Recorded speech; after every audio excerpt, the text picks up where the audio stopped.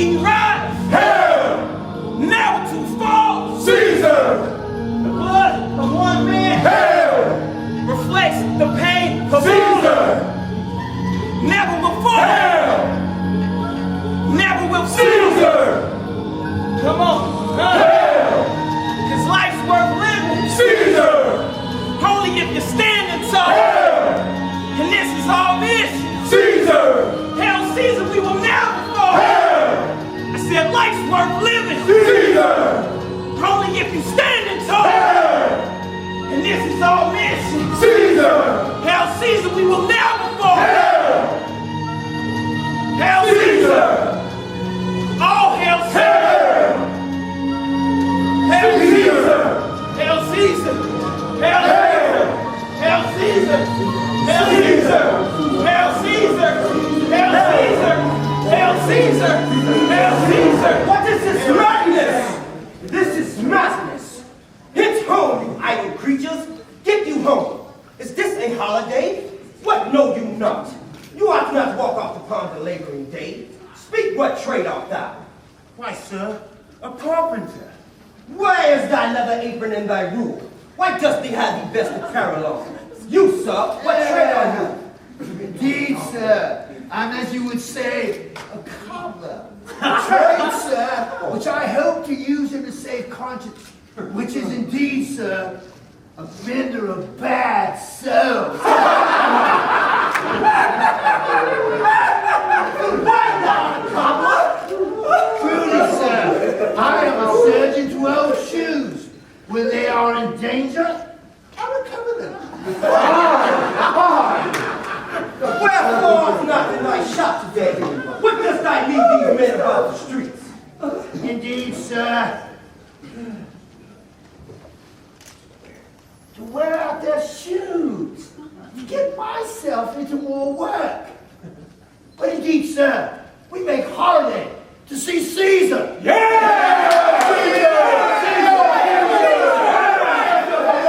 Wherefore rejoice! What conquest brings thee home? What tributaries follow him to Rome? To grace in captive bonds his chariot wheels? You blocks, you stones, you red gods! Oh, you hard hearts, you cruel men of Rome! Know you not Pompey? Many a time and often you have climbed up to walls and battlements, to towers and windows, yea, to chimney tops, with your infants in your arms, and there you have sat the livelong day with patience and expectations to see the great Pompey pass through the streets of Rome. And when you saw his chariot but appear, have you not made a universal shout? The river Tiber tremble beneath her banks to hear the replications of your sounds. And do you now put on your best attire? And do you now call on a holiday? And do you now that strew flowers in his way that comes in triumph over Pompey's blood? Be gone! Run to your houses! Fall upon your knees! Pray to the gods to implement this plague that needs must light on some gratitude. I won't let no images be hung in Caesar's trophies. These growing feathers plucked from Caesar's wings will make him fly an ordinary pitch. Who else would soar above the view of men and keep us all in severe filthiness?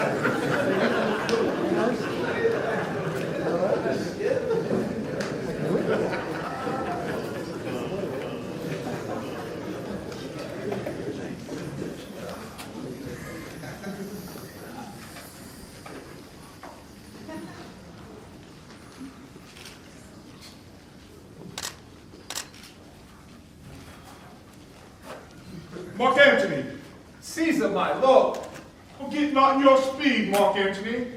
I shall remember. When Caesar says do this, it is performed. Set on and leave no ceremoniality. Caesar! Who calls? Bid every noise be still. Peace yet again. Come on.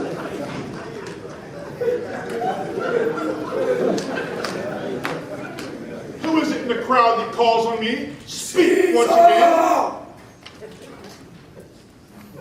What man is that? A soothsayer, bid you beware the Ides of March. Set him before me. Let me see his face.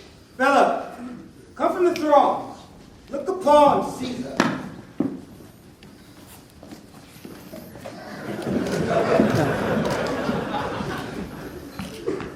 What sayest thou to me now? Speak once again. Beware of the Ides of March. He is a dreamer. Let us leave him. Pass.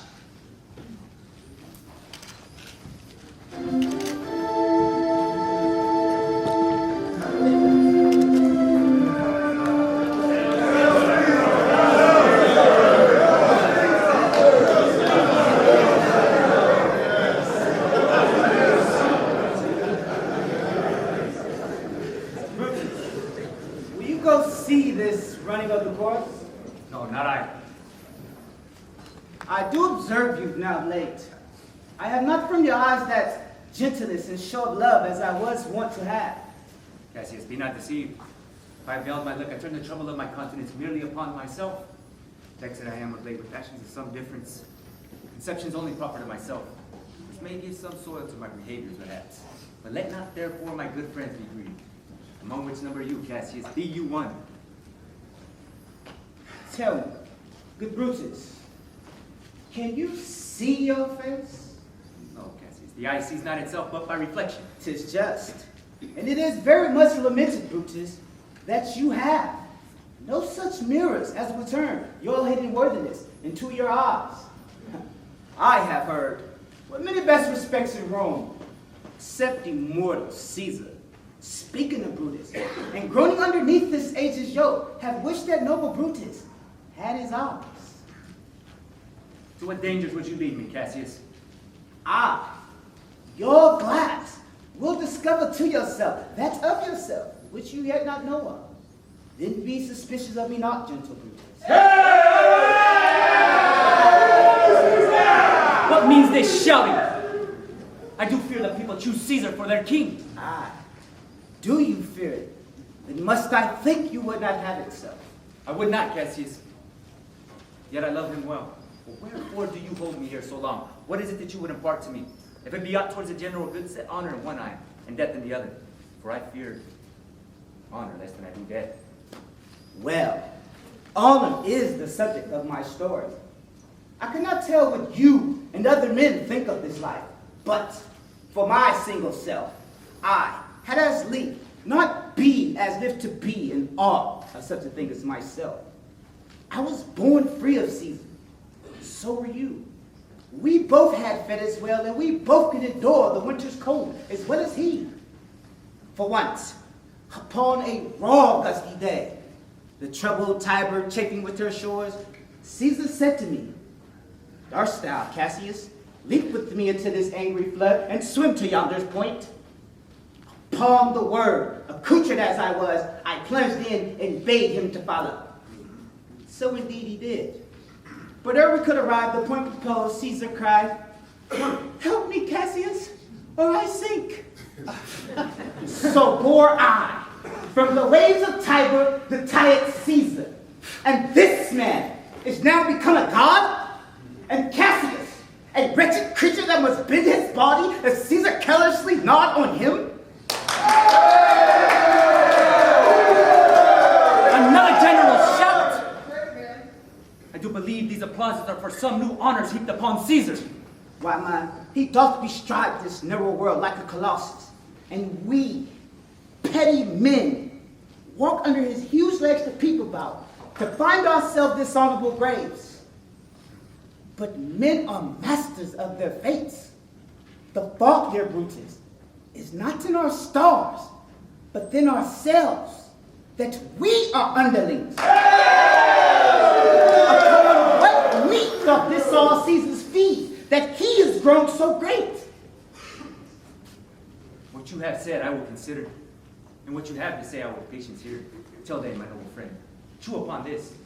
Brutus would rather be a villager than to repute himself a son of Rome under these hard conditions as this time is like to lay upon us. I am glad my weak words have struck, but thus must show a fire from Brutus. The games are done. Caesar is returning. As they pass by, pluck Casca by the sleeve, and after his sour fashion, will tell us what hath proceeded worthy note today. I will do so, but look you, Cassius, an angry spot doth glow on Caesar's brow. Casca will tell us what the matter is.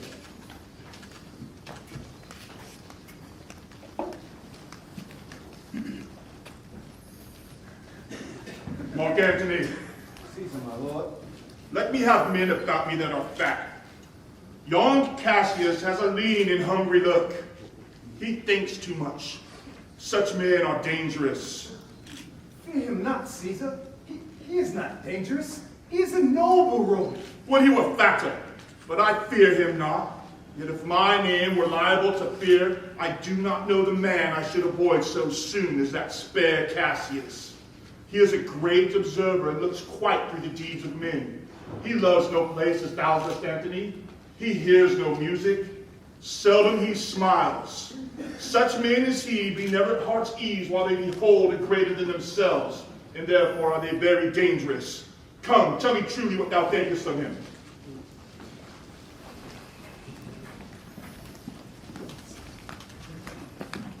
You pulled me by my cloak. Would you speak with me? Aye. Casca, tell us what hath chanced today that Caesar looks so mad. Why, you were with him, were you not? I should not then ask Casca what had chanced. There was a crown offered him, and being offered, he put it by with the back of his hand thus. And then the people fell shouting. What was the second noise for? Why, for that too? They shouted thrice. What was the last cry for? Why, for that too. Was the crown offered him thrice? Aye, Mary wasn't. He put it by thrice, and at every putting by, mine honest neighbor shouted. Who offered him the crown? Why, Antony. Tell us the manner of it, gentle Casca. I saw Mark Antony offer him a crown, and as I told you, he put it by once. But for all that, to my thinking, he would have fain have had it. Then it was offered him again. Then he put it by again. But to my thinking, he was very loath to lay his finger off it. Then it was offered him a third time, and he put it the third time by. But still, as he refused it, the rattlemen hooted and clapped their hands and threw up their sweaty nightcaps and uttered such a deal of stinking breath because Caesar refused the crown that it almost choked Caesar, for he swooned and fell down at it. For mine own part, I durst not laugh for fear of opening my lips and receiving the bad air. I pray you. What? Did Caesar swoon? He fell down the marketplace, foamed at mouth and was speechless. 'Tis very like he has the falling sickness. No, Caesar had it not. But you and I, the honest Casca, we have the falling sickness. I know not what you mean by that, but I saw him fall down. For if the ragtag people hadn't clapped him and hissed him, according as he pleased and displeased them, like they do the players in the theater, I am no true man. What said he when he came unto himself? When he came to himself again, he said if I had done or said anything amiss, he desired their worship to think it was his infirmities.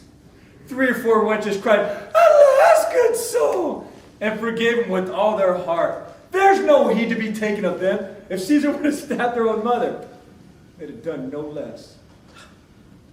And after that, he came thus sad away. Aye, Did Cicero say anything? aye, he spoke Greek. To what effect? Nay, I tell you what, those that understood him shook their heads and smiled at one another. But for mine own part, it was Greek to me. Farewell. Will you sup with me tonight, Casca? No, I'm promised forth. Will you dine with me tomorrow? If I'm alive and you mind hold the food worth the eating, Good. I will expect you. do so. Farewell both. What a blunt fellow this is growing to be. He was quick mettled in school. This rudeness is a sauce to his good wit, which gives him his stomach to digest his words with better appetite. And so it is. For this time I will leave you. If it pleases you to speak with me, I will come to you. I will do so.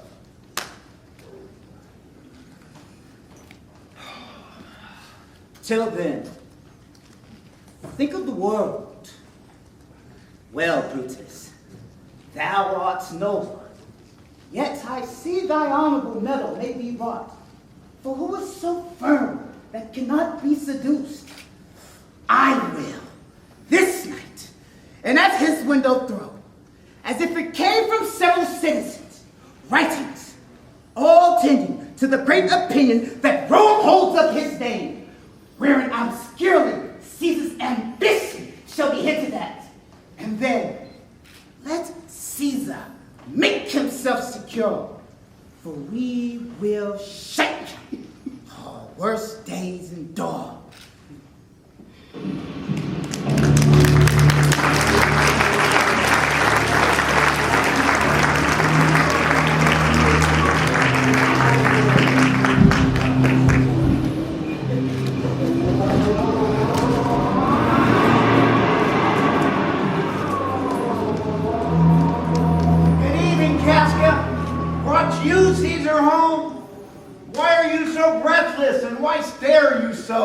Are you not moving when all the earth sways like a thing unfirmed? Oh, Cicero, I have seen tempests. I have seen the ambitious ocean swell and rage and foam to be exalted with the threatening clouds. But never till tonight, never till now, did I go through a tempest dropping fire. Oh, there's either a still strife in heaven or this world too saucy with the gods and senses them to send destruction. Why, saw you anything more wonderful? A common man, you would know him well by sight, held up his left hand, which did flame and burn, like 20 torches joined, and yet remained unscorched. And outside the Capitol, I met a lion who went surly by. And there were women, transformed by their fear, who swore they saw men, all in fire, walking up and down the streets. I do believe they are portentous things. Indeed. It is a strange disposed time, but men may construe things after their fashion, clean from the purposes of the things themselves. Come Caesar to the Capitol tomorrow? Indeed he does. He did bid Mark Antony send word to you. He would be there tomorrow. Good night then, Casca. This disturbed sky is not to walk in. Farewell, Cicero. Who's there? A Roman. Casca, where was? Your ear is good, Cassius. What night is this? A very pleasing night to honest men. Whoever knew the heavens would mend us so? Those that have known the earth, so full of faults. If you would but consider the true cause, why all these fires? Why all these gliding ghosts? Why old men, fools, children are amazed? Why all these things change from their ordinance to monstrous quality? Why, you shall find that heaven has infused them with these spirits to make them instruments of fear and warning unto some monstrous state. Now could I, Casca, name to thee a man most like this dreadful night, that thunders, lightens, open graves, roar as doth the lion in the Capitol. A man, no mightier than thyself, all me in personal action, yet prodigious grown and fearful as these strange eruptions are. 'Tis Caesar you mean, is it not, Cassius? Let it be who it is. Indeed, they say the senators meet tomorrow to establish Caesar as king.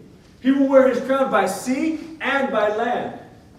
I know where I shall wear this dagger then. But, grief, where hast thou led me? I perhaps speak before a willing bone. You speak to Casca, and to such a one that is no fleering telltale. Give me your hand. Be speedy for redress of all these griefs. And I shall set this foot of mine as far as who goes the farthest. There's the bargain made. Now, know you, Casca, I have moved already some certain of the noblest minded Romans to undergo with me an enterprise of honorable and dangerous consequence. And I do know, by this, they stay for me in Pompey's porch. For now, this fearful night, there is no stir or walking in the streets, for the condition of the elements is now just like the work we have in hand, most bloody fiery, most terrible. Stand close, Saul, for here comes one in haste.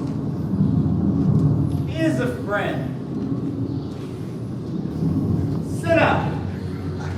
Where hasten so? To find out you.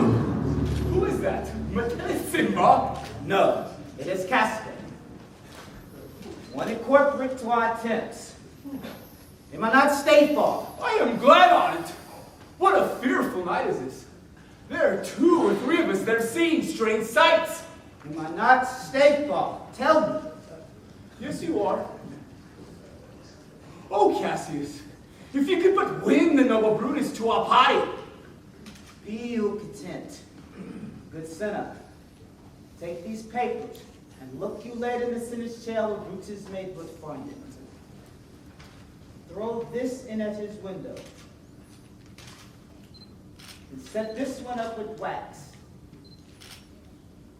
Lay this one upon old Brutus' statue where he may but find it. All done, repair to Pompey's porch. Is Tribonius there? Oh, but tell us Simba, and he has gone to seek you at your house.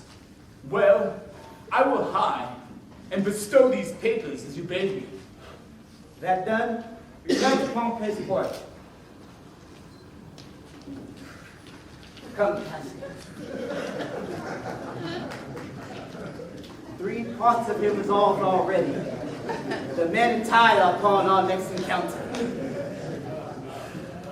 Oh, he sits high in the people's hearts, and that which would appear offense in us, his countenance, like richest alchemy, will convert to virtue and to worthiness. Him and his worth you have right well conceded. Let us go, for it is after midnight. In our day we will awaken and be sure of him. What? Lucius, home! I cannot by the progress of the stars yet guess how near today. Lucius, I say!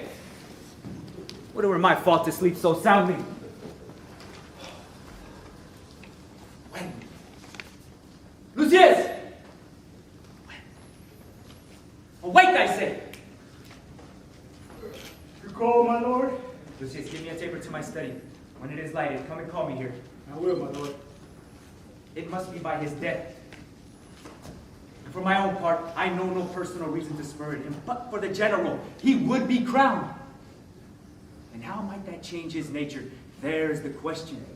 The abuse of greatness is when it disjoins remorse from power. So Caesar may, then, least he may, prevent. And therefore think him as a serpent's egg, which hatched would, as his kind, grow mischievous. So kill him in his shell. The taper burns in your closet. Searching the window for the flint, I found this paper sealed up. I know it did not lie there when I went to sleep. Get you to bed. It is not day. I will. Lucius, is not tomorrow the Ides of March? I know not, sir. Go look in the calendar. Bring me word. I will, sir. The exhalations whizzing in air give so much light that I may read by them.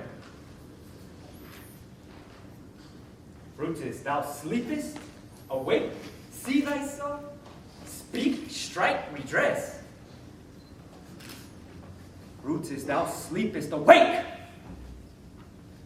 Sir, March is wasted 15 days. That's good. Go to the gate. Somebody knocks.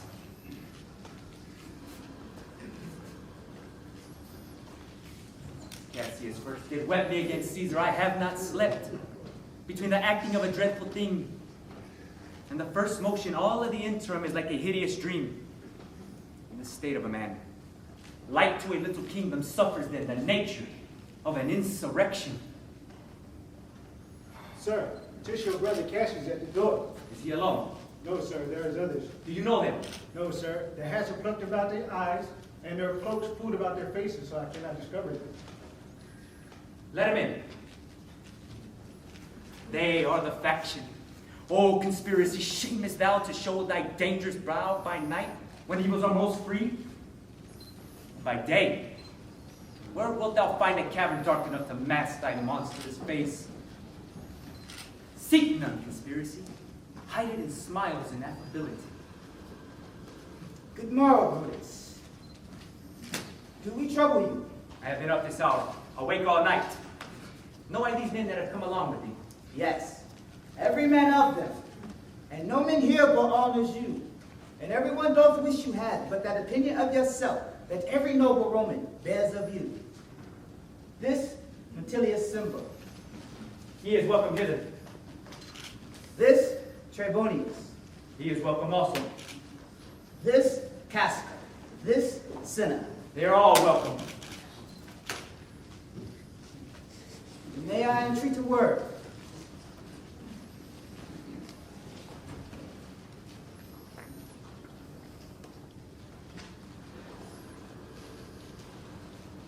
Give me your hands all over, one by one. And let us swear our resolution. No, not an oath. If not the faces of men, the sufferance of our souls, the times of use, if these be motives weak, break off betimes, and let every man hence to his idle bed, and so let high-sided tyranny range on. But if these be, as I'm sure they do, bear fire enough to kindle cowards, and to still with valor the melting spirits of women, then, countrymen, what need we any spur but our own cause to prick us to redress? That's right. Yes. Yes. What are the bond and secret Romans that have spoke the word? What other oath than honesty? Yes. Now, do not stain the virtue of our enterprise, nor the insuppressive metal of our spirit, to think that or our cause or our performance did need an oath. But what of Cicero? Should we sound him? I think he will stand very strong with us. Yes, let's not leave him out. No, by no means. Oh, let us have him. For his silver hairs will purchase a good opinion. And by men's voices commend our deeds. It shall be said that his judgment ruled our hands. Our youth and wildness shall no whit appear, but all be buried in his gravity. Oh, name him not. Let us not break with him. He will not follow anything other men have begun. Then leave him out. Yeah, indeed, he's not fit. Shall no man else be touched but only Caesar? Sinner. Well urged. I think it is not meet. Mark Antony, so well beloved of Caesar, should outlive Caesar. We shall find of him a shrewd contriver, which to prevent. Let Caesar and Antony ball together. Our course will seem too bloody, Caius Cassius, to cut off the head and then hack the limbs. For Antony is but a limb of Caesar. Let us be purgers, but not butchers. Caesar alone must bleed. And, gentle friends, let us kill him boldly, not wrathfully. Let us carve him as a dish, fit for the gods, and not hew him as a carcass fit for hounds. We shall be called purgers, not murderers. And as for Mark Antony, do not think of him, for he can do no more than Caesar's arm when Caesar's head is off. Yet I fear. Alas, good Cassius, do not think of him. If he loves Caesar, all he can do is to himself, to take thought and die. That is too much for him. There is no fear in him. He is given to sport, much wildness, and company with women. Let him not die.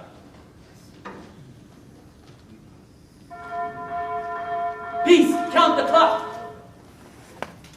The clock hath struck 3. 'Tis time to part. But it is doubtful yet whether Caesar will come forth today or not. He is superstitious, grown with late. It may be the accustomed terror of the night, and the persuasion of his armies may hold him from the capital. Never fear that. If he be so resolved, I can oversway him.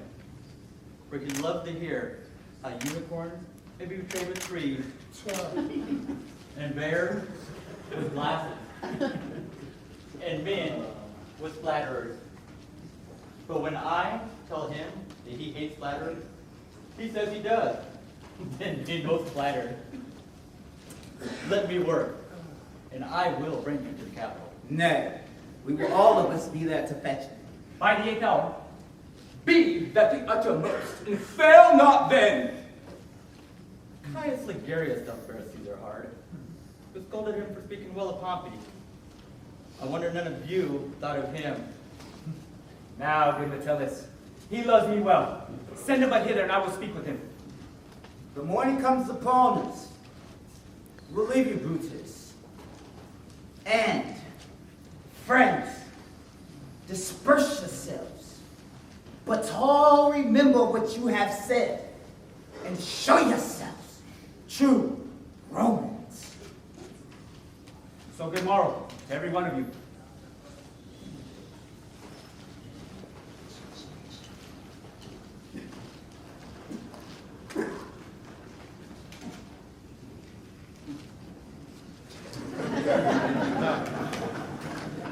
Brutus, my lord. Portia, what mean you? Wherefore ride you now? You have ungently, Brutus, stolen from my bed, and yesternight at supper you suddenly arose and walked about, musing and sighing with your arms across, and when I asked you what the matter was, you stirred upon me with ungentle looks, pushing and sighing as though I did. I am not well in health, and that is all. Brutus is wise, and were he not in health, he would embrace the means to come by it. Why, so I do, gentle Portia. Go to bed. Is Brutus sick? And is it sensible to walk unbraced and suck up the humors of the dank morning? What? Is Brutus sick, and would he steal out of his wholesome bed to dare the vile contagions of the night? To add into a sickness? No, my Brutus, you have some sick offense within your mind. And by the right and virtue of my place I ought to know of. And upon my knees I charm you by my once commended beauty, by all the vows of love, and that great vow that did incorporate and make us one, that you unfold to me, yourself, your half. Why are you so heavy?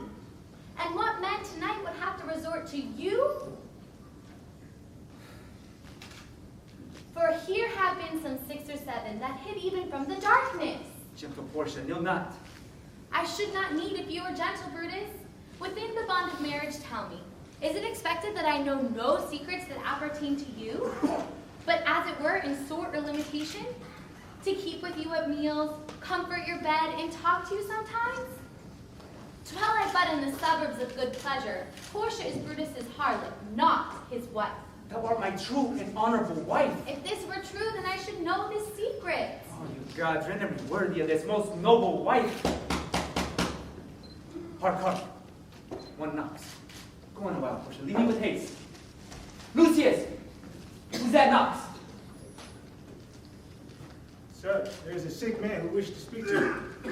Caius Ligarius, the Metellus spoke of. Caius Ligarius, how? I say good morrow from a feeble tongue. What a time have you chose out, brave Caius, to carry a kerchief? Would you were not sick? Oh, I would not be sick if Brutus had a hand in the exploit worthy the name of honor. Such an exploit have I in hand. Had you a helpful ear to hear of it, Lucius? Oh, by all the gods of Romans bow before, I hereby discard my sickness. What's to do? A piece of work that will make sick men whole. Are not some whole that they must be made sick? That we must also. What it is, my Caius, I shall unfold to thee as we are going. To whom it must be done. I follow, to do I know not what, but it sufficeth me that Brutus lead me on. Follow me then.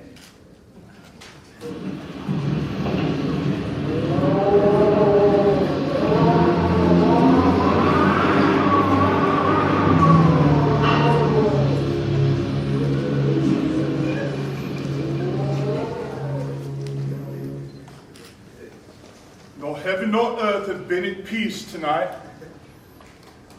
What mean you, Caesar? Think you to walk forth? You shall not stir out of your house today. What can be avoided whose end is purposed by the mighty gods? Alas, my lord Caesar, I never countenanced auguries, yet now they fright me. A lioness hath whelped in the streets, and Graves do yawn and yielded up their dead. Fierce, fiery warriors fight upon the clouds which drizzle blood upon the Capitol, and ghosts do shriek and squeal about the streets. Caesar, these things are beyond all use, and they do fright me. Yet Caesar shall go forth, for these predictions are to the world in general as to Caesar. When beggars die, there are no comets seen. The heavens themselves blaze forth the death of princes. Cowards die many times before their deaths. The valiant never taste of death but once. Of all the wonders I yet have heard, it seems to me most strange that men should fear, seeing that death, a necessary end, will come when it will come. No, danger knows full well that Caesar is more dangerous than he. We are two lions littered in one day, and I, the elder and more terrible, and Caesar shall go forth. Alas, my lord, your wisdom is consumed in confidence. Do not go forth today. Call it my fear that keeps you in the house and not your own. We'll send Mark Antony to the Senate House, and he shall say, you are not well today. Let me, upon my knee, prevail in this. Arise, my love. Mark Antony shall say I am not well, and for thy humor I will stay at home today. Here's Metellus. He shall tell him so. Caesar, all hail. Good morrow, worthy Caesar. I have come to fetch you to the Senate House.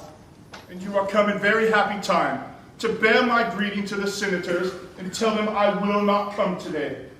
Cannot is false, and that I dare not falser. I will not come today. Tell them so, Metellus. Say he is sick. Shall Caesar send a lie? Metellus, go tell them Caesar will not come. Great Caesar, let me know some cause, lest I be laughed at when I tell them so. The cause is in my will. I will not come today. That is enough to satisfy the Senate. But for your private satisfaction, because I love you, I will let you know.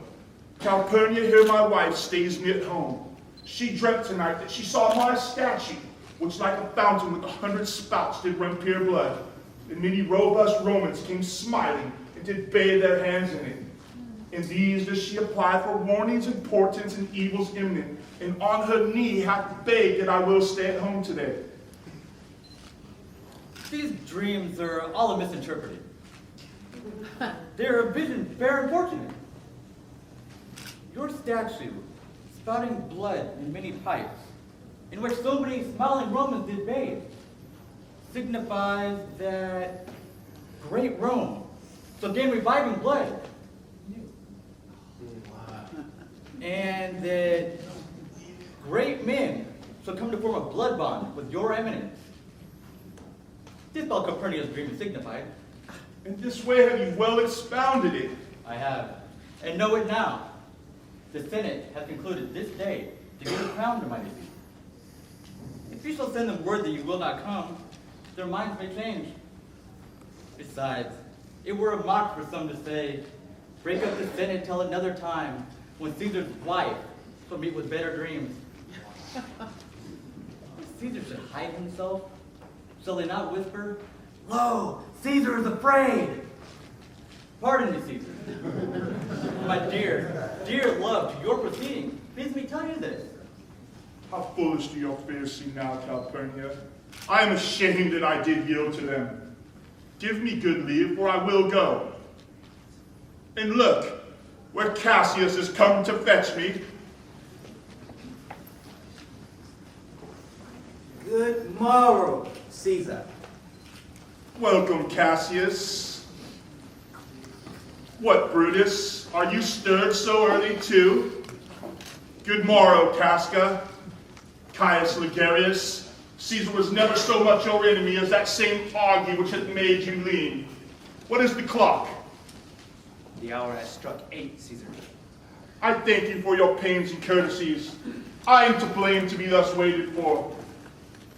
Now, Cinna. Now, Metellus. Come in and share some talk with me. I have an hour's talk in store for you.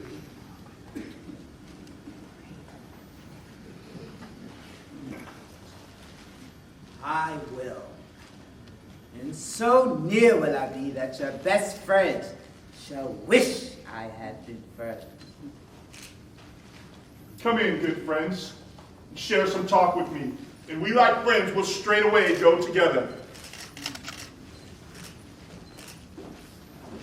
That every like is not the same, O Caesar.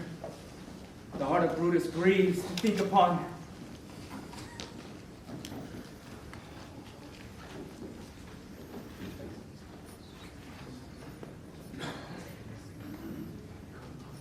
Caesar, beware of Brutus.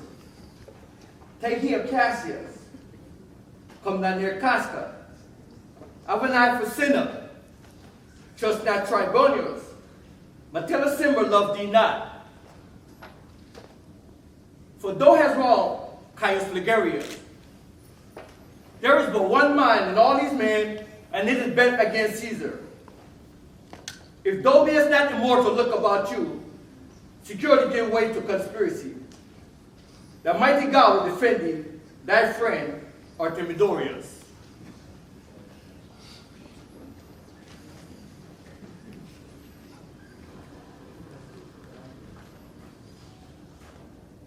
Here will I stand till Caesar pass along, and as the suitor will I give him this. If thou readest this, O Caesar, thou mayest live. If not, the fate with traitors do contrives.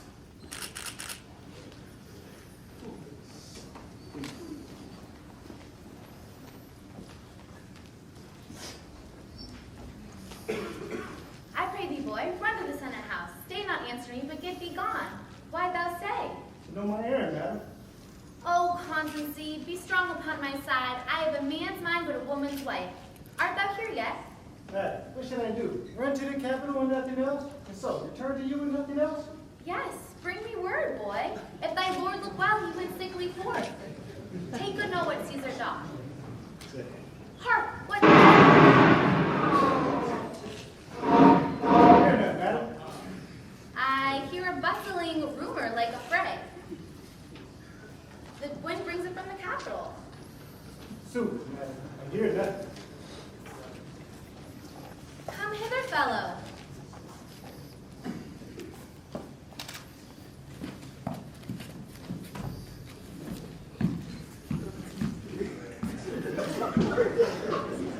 Where hast thou been? At my own house, me lady. What is it o'clock? About the 9th hour, me lady. Has Caesar yet gone to the capital? Not yet. I go to take my stand to see him pass unto the capital. Thou hast some suit to Caesar, hast thou not?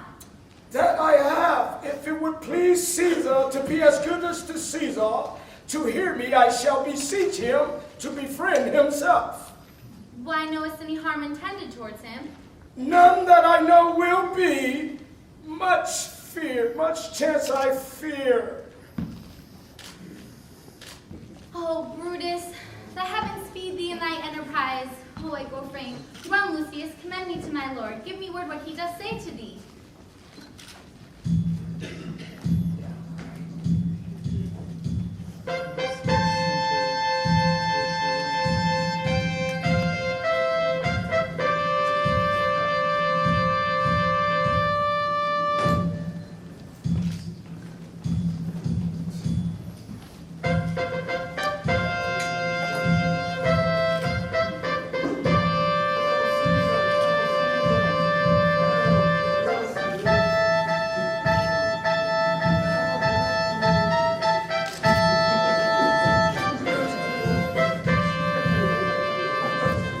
The Ides of March are come.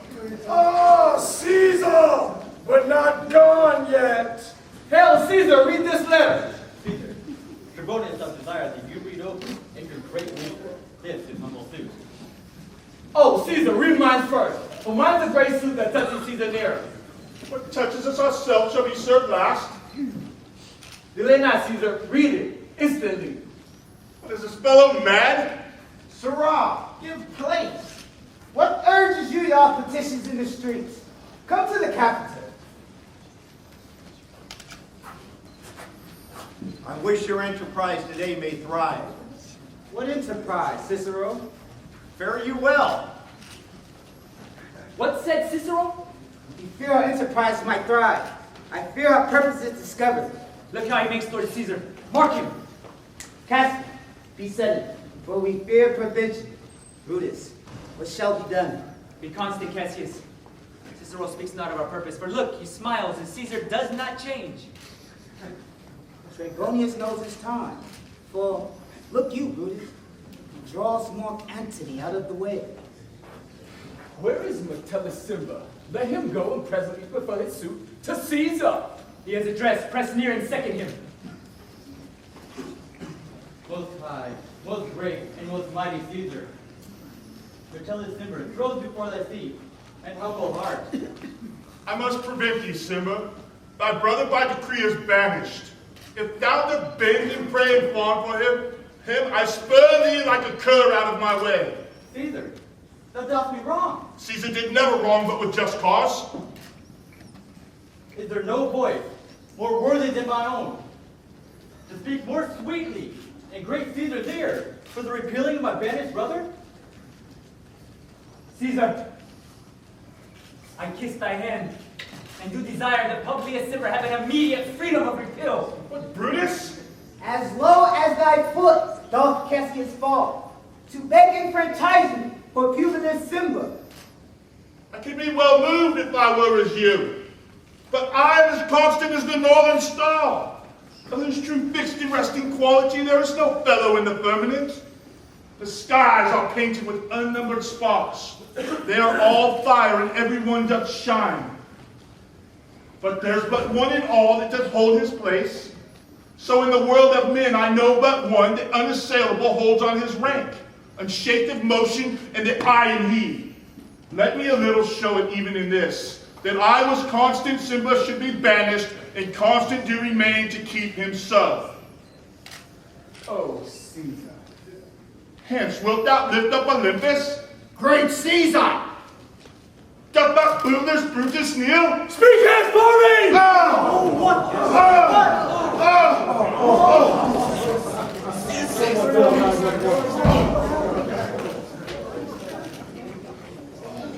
Et tu, Brutus? Oh! Caesar! False Caesar! Oh!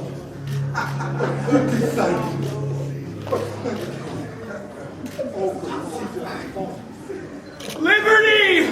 Freedom! Tyranny is dead! Run, hands, proclaiming, crying about the streets! Liberty! Freedom! Enfranchisement! Yeah! People, senators, be not affrighted. There is no harm intended to your person, nor to no Roman else. So are we Caesar's friends? Why, he that cuts off 20 years of life cuts off so many years of fearing death. Come, Romans, stoop, and let us bathe our hands in the blood of Caesar, up to the elbows, and besmear our swords. Then walk we forth, even to the marketplace. Let us all scream, peace, liberty, and freedom! Yeah! So often as that shall be, so often shall the not of us be called the men that gave their country liberty. How many times shall Caesar bleed in sport that now on Roman soil lies no worthier than the dust? Like I said, so often as that shall be, so often shall the not of us be called the men that gave their country liberty.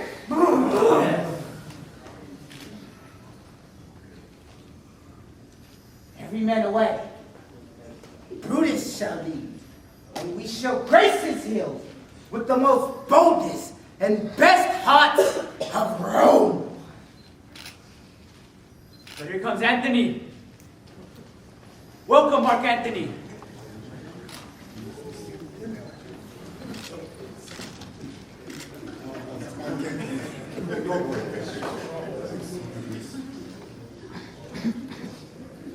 Oh, mighty Caesar, Dost thou lie so low? All thy conquests, glories, triumphs, spoils, shrunk to this little measure. Fare thee well. I know not, gentlemen, what you intend. Who else must be let blood? Who else is rank? If I myself, there is no hour so fit as Caesar's death's hour, nor no instrument of half that worth as though your swords made rich, the most noble blood of all this world. Oh, Antony, beg not your death of us. Though now we must appear bloody and cruel, yet you see but our hands, and this the bleeding business they have done. Our hearts you see not. They are full of pity, and pity to the general wrong of Rome hath done this deed on Caesar. For your part, Mark Antony, our hearts do receive you with all kind love, good thoughts, and reverence. Why, your voice should be strong as any man's in the disposing of his new dignities. Only be patient till we have appeased the multitude besides themselves with fear. Then we shall deliver you the cause why I, that did love Caesar when I struck him, have thus proceeded. I doubt not of your wisdom. Let each man render me his bloody hand. First, Marcus Brutus will I shake with you. Next, Caius Cassius, do I take your hand? Now yours, Metellus. And yours, Senate. And my valiant Casca, yours. Though last, not last in love. Yours, good Trebonius. Gentlemen, all, alas, what shall I say? My credit now stands on such slippery ground that one of two bad ways you must conceive me. Either a coward or a flatterer. That I did love Caesar, oh, 'tis true. Even then, if thy spirit look upon us now, shall it not grieve thee dearer than thy death, than to see thy Antony making his peace, shaking the bloody fingers of thy foes, most noble in the presence of thy corpse? Pardon me, Julius. Here was thou bade brave heart. Here didst thou fall, and here thy hunter stand. O world, thou was the force in this heart, and this indeed, O world, the heart of thee. Mark Antony. Pardon me, Caius Cassius. The enemies of Caesar shall say this, then in a friend it is cold modesty. I blame you not for praising Caesar so, but what compact means you wish to have with us? Will you be marked in number of our friends, or shall we on and not depend on you? Therefore I took your hands, but was indeed swayed from the point by looking down on Caesar. Friends, am I with you all, and love you all, on this hope, that you shall give me reasons why and wherein Caesar was dangerous. Else, were this a savage spectacle, our reasons are so full of good regard, that were you, Antony, the son of Caesar, you should be satisfied. That's all I seek. And they are moreover suited that I may, in the marketplace, as becomes a friend, speak in the order of his funeral. You shall, Mark Antony. Brutus, a word with you. You know not what you do. Do not consent that Antony speak in his funeral. Know you how much the people may be moved by which he will utter. By your pardon, I will myself into the pulpit first, and show the reason of our Caesar's death. When Antony speaks, I will protest. He speaks by leave and by permission. And that we are contented, Caesar shall have all true rights and lawful ceremonies. It shall advantage more than do us wrong. I like it not. I know not what may fall. Mark Antony, you shall not in your funeral speech blame us. Speak all good that you can devise of Caesar, and say you do it by our permission, else shall you have no hand at all about his funeral. Be it so. I do desire no more. Prepare the body then, and follow us. O most noble Brutus, what hath happened to Caesar? What Explanations will be given. Why harm had Out. brought upon Caesar, Brutus? Oh, Fiction. what great pity sight hath occurred. Public reason shall be rendered. Haste. All is explained.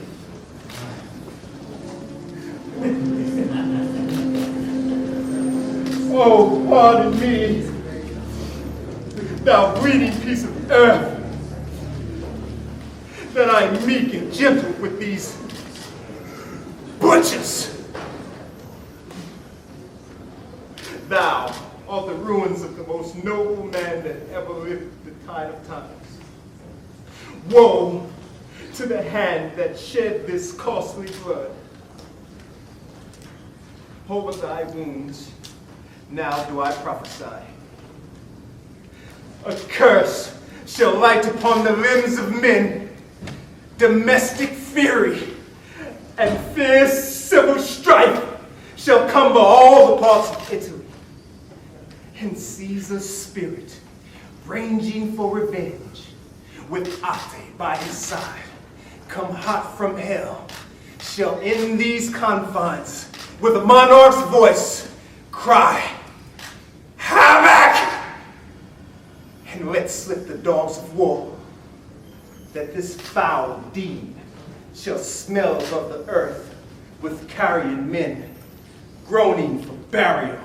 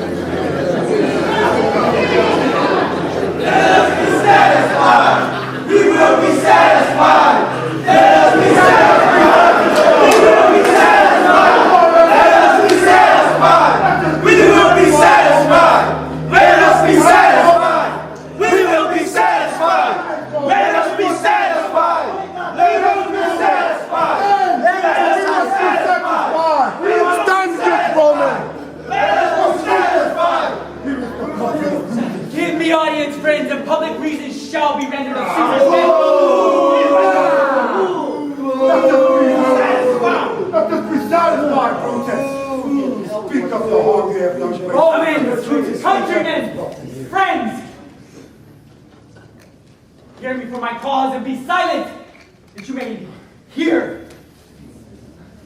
Believe me for my honor, and have respect to my honor, that you may believe.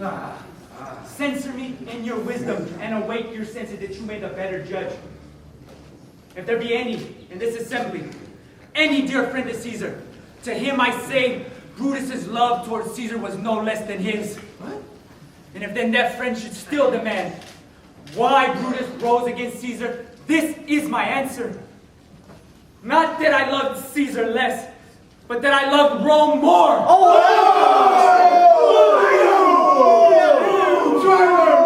Would you rather Caesar be living and to die all slaves than that he were dead and to live all free men? As Caesar loved me, I weep. As he was fortunate, I rejoice. As he was valiant, I honor him. But as he was ambitious, I slew him! There were tears for his love, joy for his fortune, honor for his valor, and death for his ambition. Who is he here so base he would be a bondman? If any speak, for him I have offended. Who is he here so rude he would not be a Roman? If any speak, for him I have offended. Who is he here so vile would not love his country. If any speak for him I have offended, I pause for a reply. None, Brutus! You have offended none of us. Then none have I offended. Here is Mark Antony. Though he had no hand in Caesar's death, he shall reap the benefits of his dying, a place in the commonwealth, as which of you shall not? With this I depart, that as I slew my best friend for the good of Rome, I have here the same dagger for myself, when it shall please my country to need my death. Let him go! Bring him with triumph, Roman to his house! Honor! Give him the statue of his ancestors! My country has Caesar!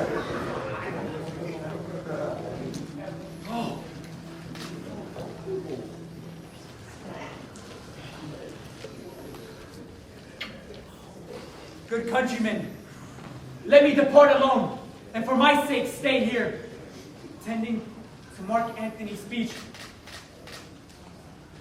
speaking of Caesar's glory, which Mark Antony, by our permission, is allowed to make.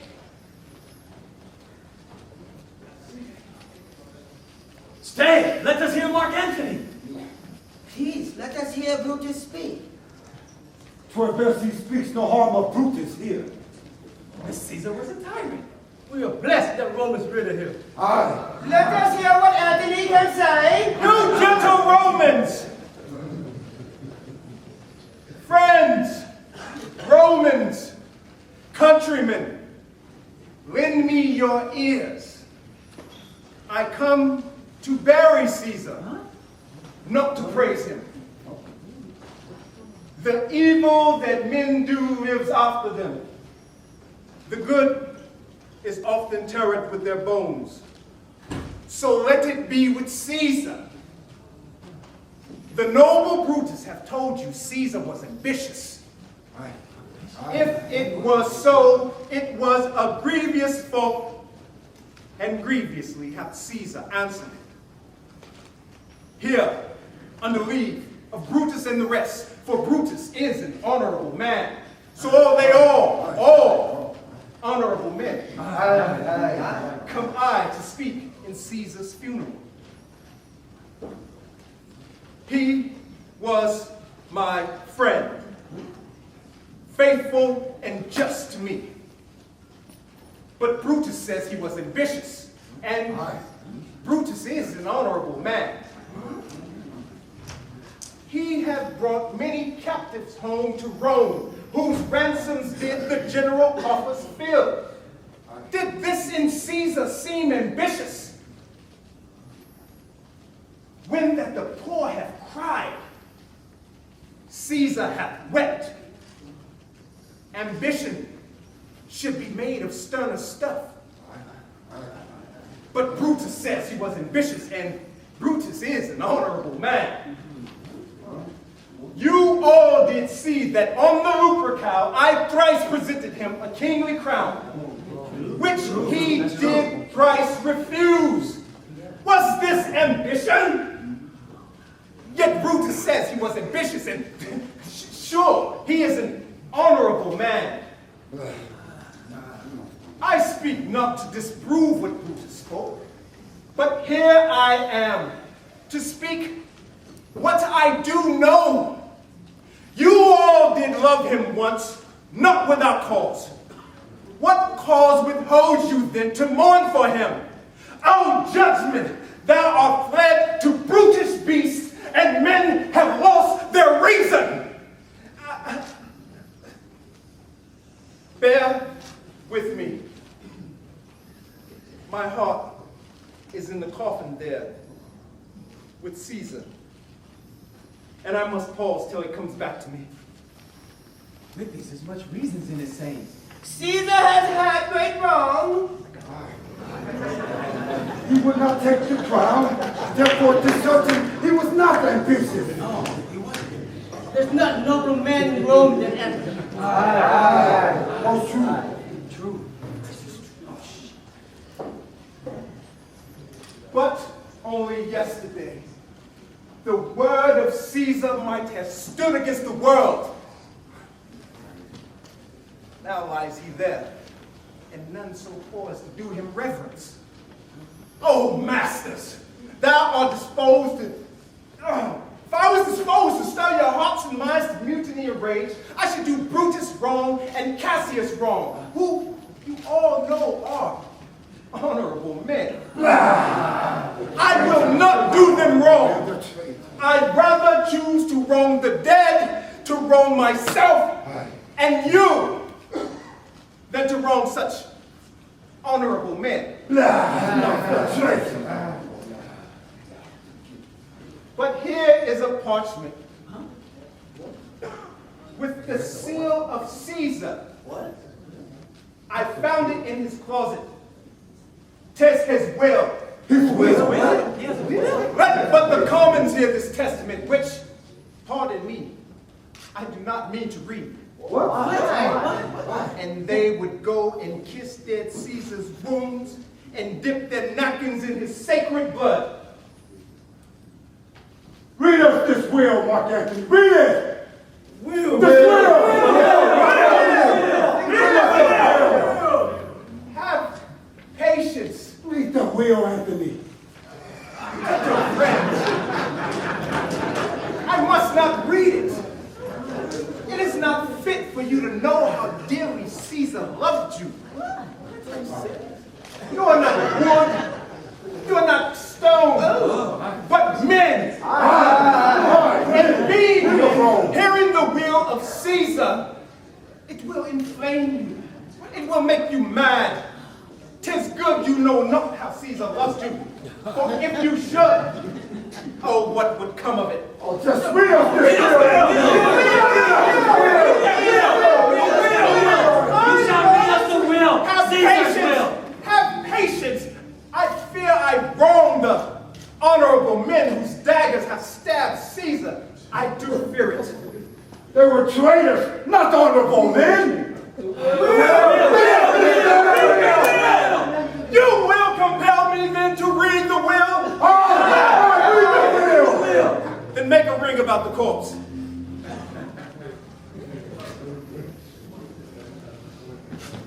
If you have tears, prepare to shed them now.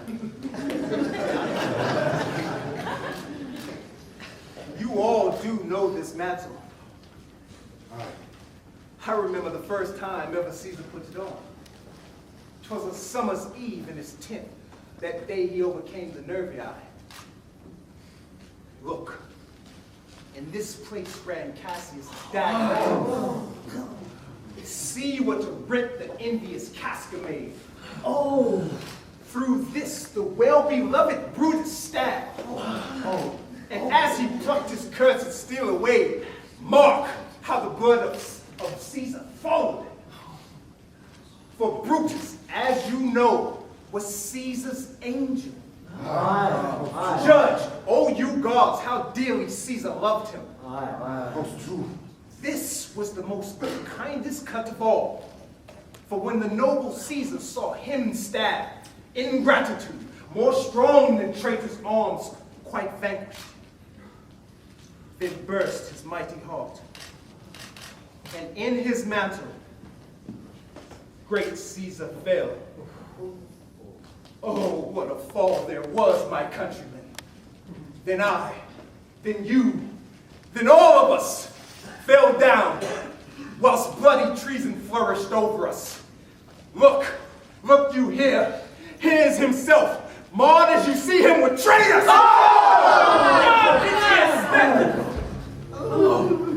Piteous spectre. Oh, noble Caesar! Traitor! Those villains! Almost bloody sight. Oh, we will be revenged! Will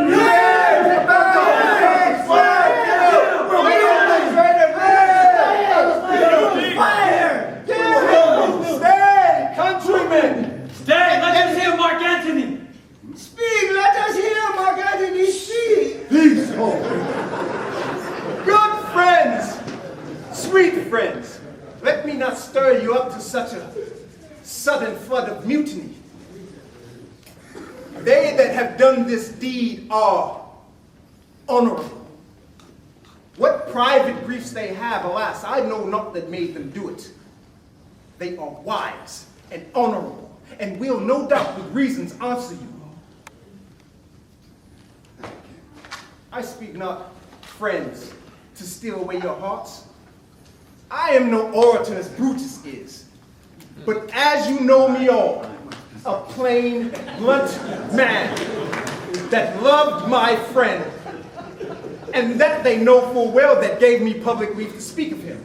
For I have neither writ, nor words, nor worth, actions, nor utterance, nor the power of speech to stir men's blood. I only speak right on. I tell you that which you yourselves do know. Show you sweet Caesar's wounds, poor, poor dumb mouths, and bid them speak for me. But were I Brutus, and Brutus Antony, there were Antony that would ruffle up your spirits and put a tongue in every wound of Caesar that should move the stones of Rome to rise in mutiny. We'll mutiny! We'll rise in mutiny! We'll burn the house of protest! Waiting!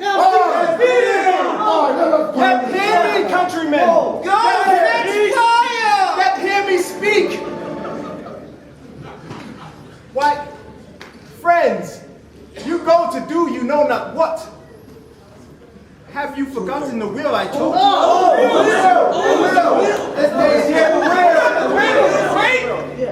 You have not read the will! The will, my friend! Read the will! Here is the will, and under Caesar's seal. To every Roman citizen he gives, to every several man, 75 drachmas.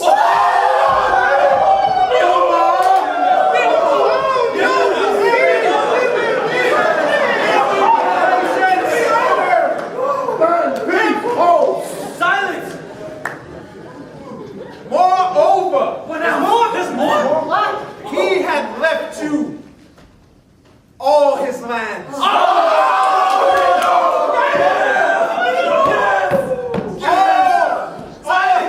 His private arbors and newly planted orchards this side the Tiber. He had left them you and to your heirs forever. Common pleasures. Here was a Caesar. When comes such another? Never! Never come! Away! Away! We'll burn his body in the holy place, and with the brands, fire the traitors' houses. Take up the body! Yo, let's go! Fetch fire!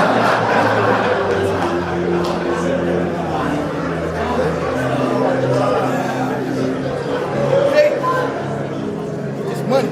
Yeah, we got some money now. All your junk is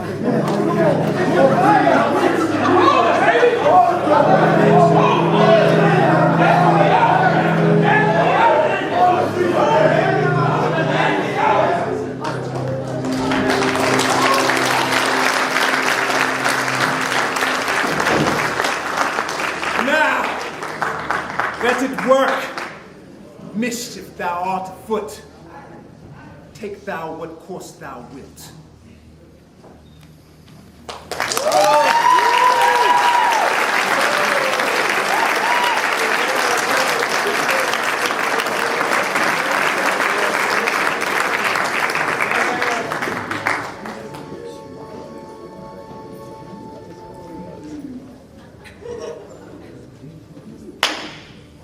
I dreamt tonight that I did feast with Caesar. Unlucky things charge my fantasy. I have no will to wander forth from doors, yet something leads me forth.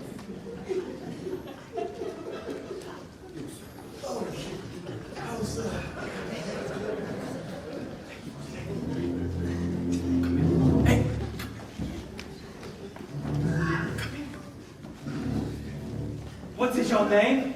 And where the hell you going? Where do you dwell? Answer every man truly.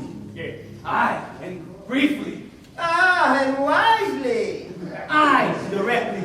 You were best. Directly, I am going to Caesar's funeral. As a friend or as an enemy? But of course, as a friend. That matter is answered directly. Where you dwelling? Briefly. Briefly, I am going to the capital. Your name, sir? Truly. I am Cinna. Tear him to pieces. He's a conspirator. I am Cinna the poet. What are you doing?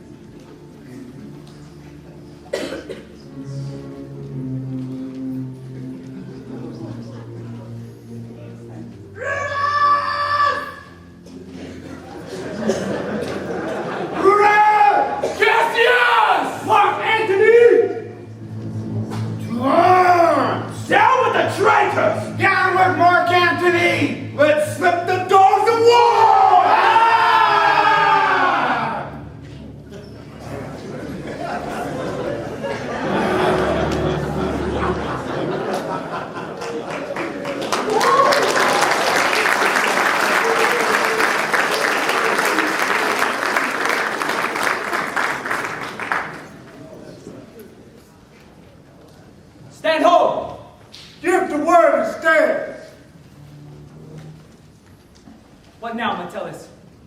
Comes Cassius near. He's at hand. How did he receive you?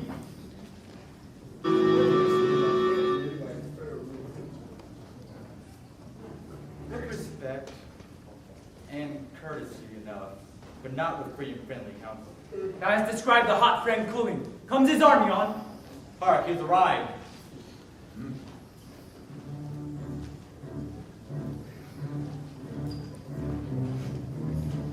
Stand up! Speak the word along! Stand! Stand! Most noble brother, you have done me wrong. Cassius, speak your views softly before the eyes of both our armies here, which should perceive nothing but love between us. Let us not wrangle. Bid them move away. Bid all commanders lead their charges off, a little from this ground. Do you the like, Metellus, and let no man come to our door till we have done our conference. Lucius, Titinius, guard our door. My lord. You have wrongly doffed the pyramids. You have condemned and disgraced Lucius Pella for taking bribes here for Sardaeans. Wherein my letters, praying on his side, were slighted off. You have wronged yourself to write in such a case. And let me tell you, Cassius, you are much condemned to have an itching palm, to sell and march your offices for gold to undeservers. Ah, an itching palm? You know you are Brutus that speaks this. Oh, by the gods, this speech will else shall last. Remember March, the Ides of March. Remember? Did not great Julius bleed for justice?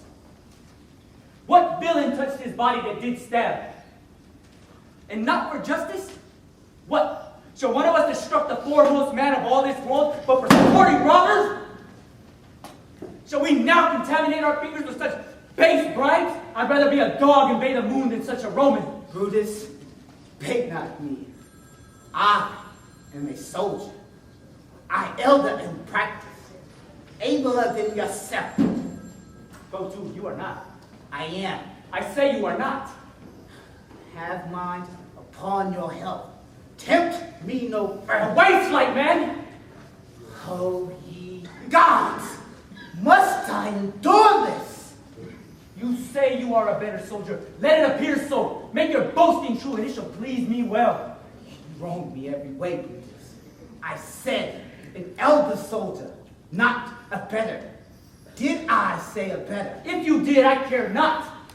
You love me not. I care not for your faults. A friendly eye can never see such faults. Flatterers would not, though they do appear as high as Mount Tamalpais.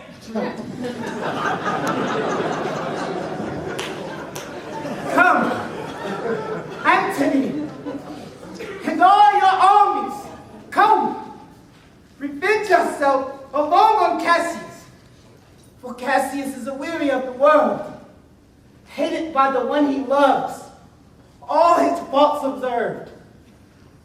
There's my dagger, and here, my naked breast. I, that denied thee gold, will give my heart. Strike, as thou didst at Caesar, for I know, when thou didst hate him worst, thou lovest him better than ever thou loved Cassius. Sheathe your dagger. I was ill-tempered when I spoke. Do you confess so much? Give me your hand. And my heart, too. Oh, dear brother, you have loved enough to bear with me. I did not think you could have been so angry. O Cassius, I am vexed of many griefs. Portia is dead. Portia? She is dead. Oh, ye gods! How escaped thy killing when I crossed you so? Speak no more of her. Titinius! My lord. Come in. What say you, my lord? Give me a bowl of wine. In this I will bury all of my unkindness. Aye.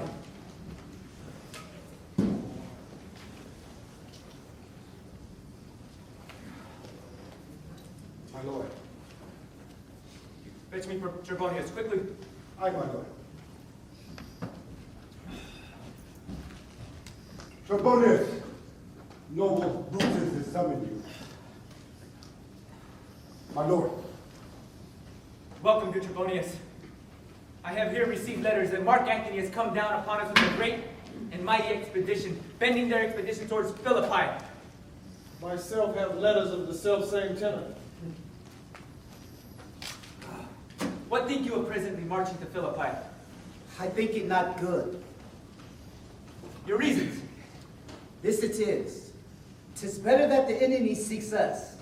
So shall we waste his needs, weary his soldiers, doing himself offense, whilst we, lying still, are full of rest, defense, and nimbleness. Good reasons must the force give way to better. The people twixt Philippi and this ground do stand but in a forced affection. The enemy, marching by them shall make a fuller number up. Come on new added and encouraged. From such advantage we shall cut them off, if at Philippi we face them there.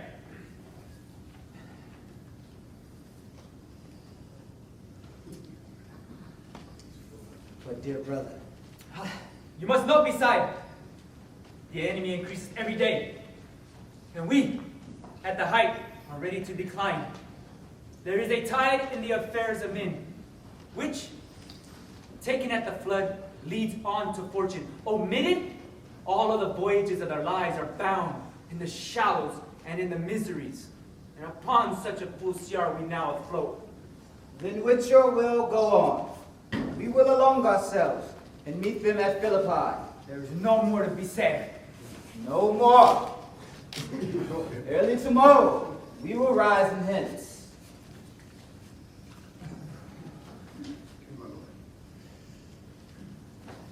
Good night, Trebonius. Good night, Titinius. Noble Cassius. Good night and good repose. Oh, dear brother, this has been an ill beginning of a night. Never comes such division between our souls again. Let it not, Brutus. All is well. Good night, my lord. Good night, good brother. Good night, Lord. Farewell to everyone.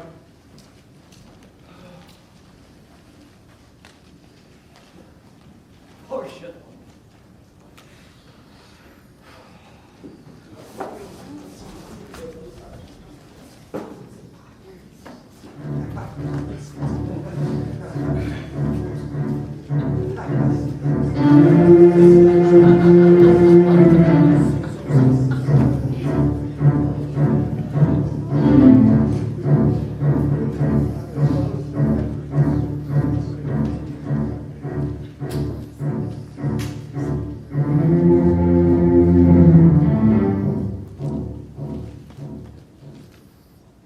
Now, Anthony, the enemy's at hand.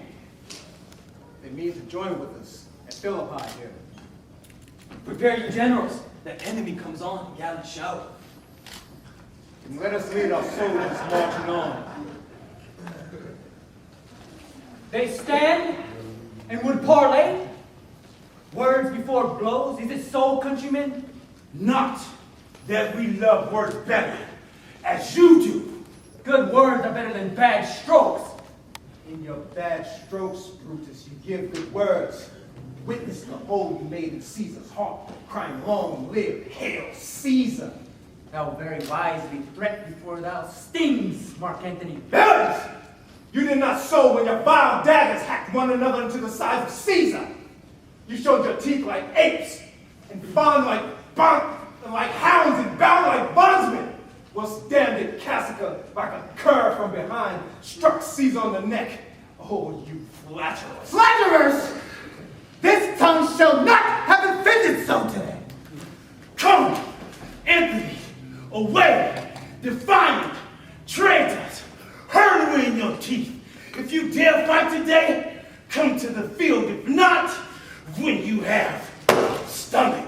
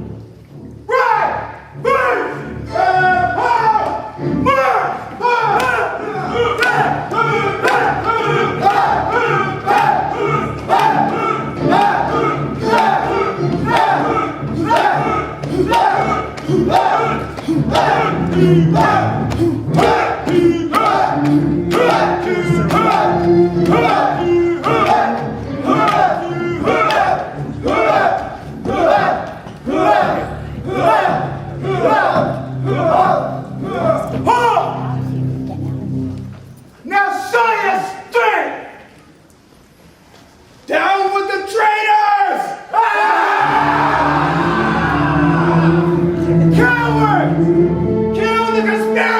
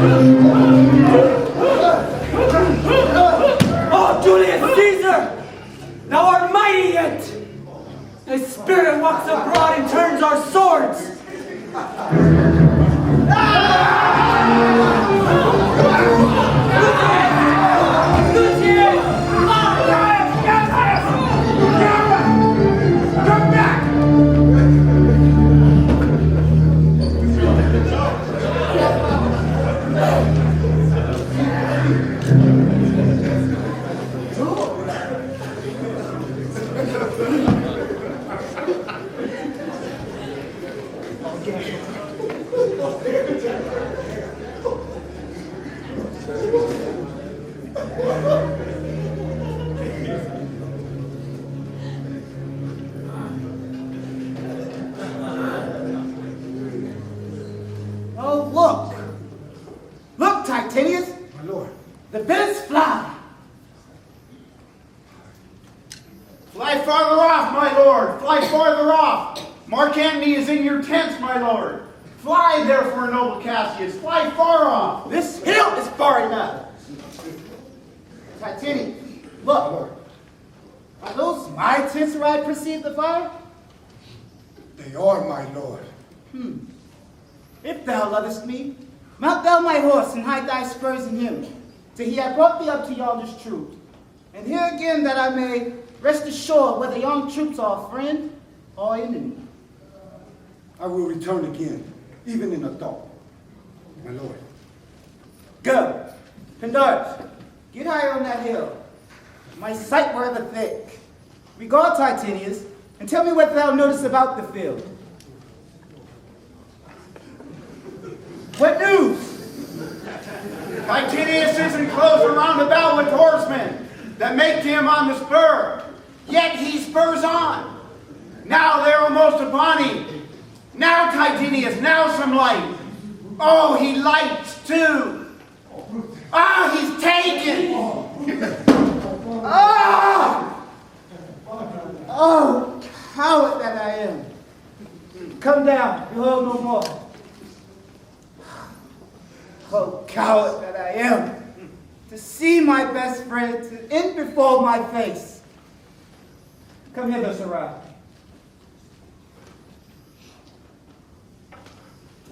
In Parthia did I take thee prisoner, and swore thee a saving of thy life, that whatsoever I did bid thee do, thou shouldst attempt it?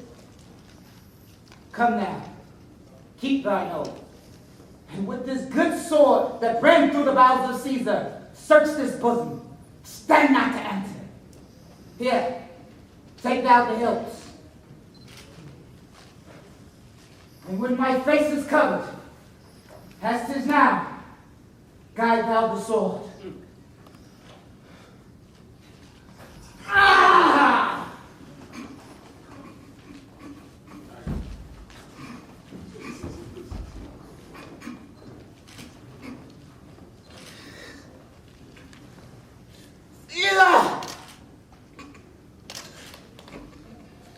Thou art revenge. Even with the sword that killed me.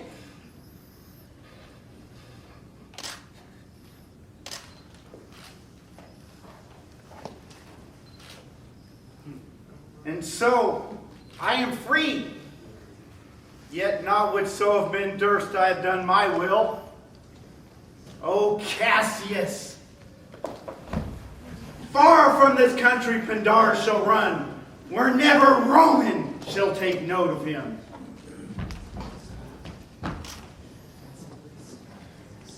Come. Come forward. Remains of friends. We must find some place. Let's rest on this rock.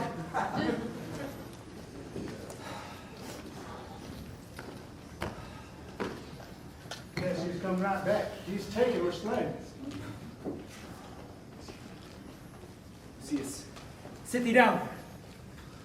Slaying is the word. Hark thee, Lucius. Not for all the world. Peace then, no words. I'd rather kill myself. Titanius, My lord. come hither. This thee a word. What say you, my lord? I know my hour has come. Not so, my lord. Nay, I know it has. Thou seest the world, my old friend, how it goes. The enemy hath beat us to a pit. It is more worthy we leap in ourselves than to tarry till they push us. I prithee, even for thou, our love of old, hold thou my sword hilt whilst I run on it. That is not an office for a friend, my lord. Fly, my lord. There is no terror here. Aye, Farewell to you, and to you. my lord. My friend, thou hast been all this while asleep. I will follow. Thou art a person of a good respect. Thy life had some smatch of honor in it. Hold thou my sword and turn away thy face whilst I run on it.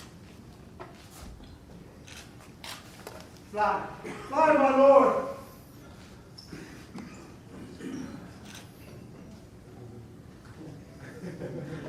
Give me your hand first. Farewell, Brute. Caesar, now be still. I killed not thee with half so good an honor.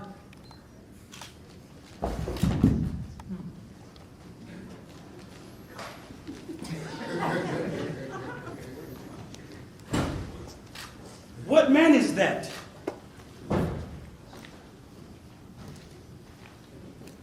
So Brutus should be found.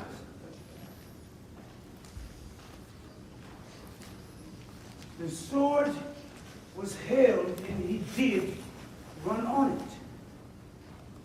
This was the noblest Roman of them all.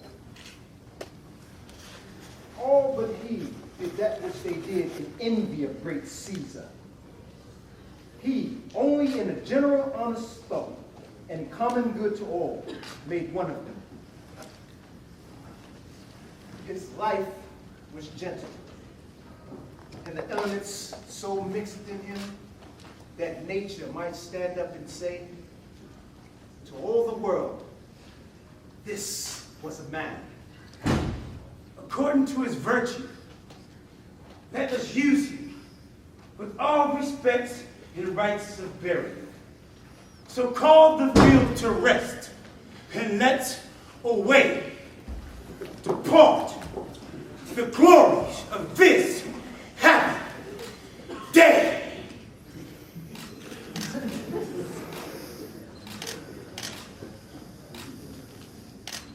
So let's away to the battlefield, to the glories of today.